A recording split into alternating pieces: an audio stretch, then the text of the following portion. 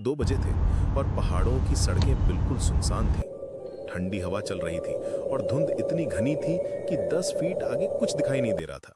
उनकी गाड़ी की हेडलाइट भी धुंध में खो जा रही थी।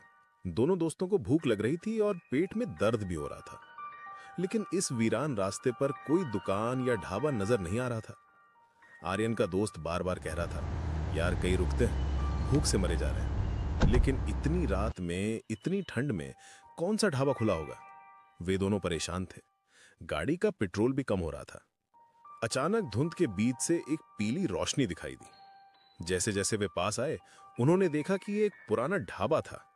बोर्ड पर मोटे अक्षरों में लिखा था, मुसाफिर ढाबा। ढाबा बहुत पुराना लग रहा था।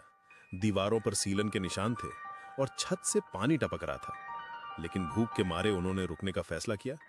आखिर कोई तो जगह मिली थी। अंदर जाकर उन्होंने देखा कि एक बूढ़ा आदमी बैठा था। वो बिल्कुल चुप था और उसकी आंखें अजीब तरह से खाली लग रही थीं, जैसे कि उसमें जान ही ना हो।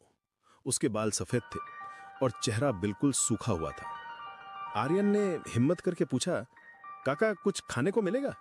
बूढ़े आदमी ने सिर्फ सिर हिलाया और अंदर चला गया।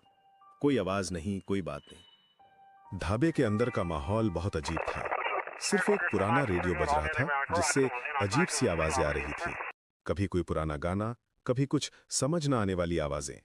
हवा में एक अजीब सी बदबू थी, जैसे कि कुछ सड़ गया हो। दीवारों पर मकड़ी के जाले लगे थे और कोनों में धूल जमी थी। कुछ देर बाद बूढ़ा आदमी खाना लेकर आया, दाल, रोटी और सब्जी। प्लेटें भी पुरानी और मैली थीं। लेकिन जब आर्यन ने खाना चखा तो वो स्वाद बहुत अलग था, कुछ अजीब सा, जैसे कि खाना बहुत पुराना हो। दाल में कोई नमक नहीं था और सब्जी का स्वाद बिल्कुल फीका था। लेकिन भूख इतनी तेज थी कि वो खाते रहे। तभी आर्यन के दोस्त की नजर दीवार पर लगी तस्वीरों पर पड़ी। वहां उन सारे लोगों की तस्वीरें लगी थी जो पिछले 10 सालों से उन पहाड़ों में गायब हो चुके थे। हर तस्वीर के नीचे लापता लिखा था। उसका चेहरा पीला पड़ गया और हाथ कांपने लगे। आर्यन, ये देख, उसने कांपती आवाज में कहा। आर्यन ने जब दीवार देखी तो उसका खून सूख गया। वहां दर्जनों तस्वीरें थीं।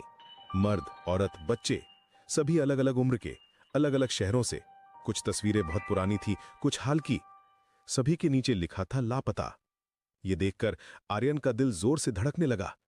तभी आर्यन के मुंह में कुछ कड़ा लगा। उसने थूका तो देखा कि वो एक अंगूठी थी। उसके हाथ कांप रहे थे। जब उसने उस अंगूठी को देखा तो वो वही अंगूठी थी जो उसने अपने भाई को दी थी, जो 2 साल पहले इसी रास्ते से गायब हुआ था। उस अंगूठी पर उसके भाई का नाम भी खुदा हुआ था। आर्यन का शरीर ठंडा पड़ गया, उसकी सांस फूलने लगी और आंखों के सामने अंधेरा छाने लगा। अचानक बूढ़ा आदमी गायब हो गया, जैसे वो हवा में घुल गया हो।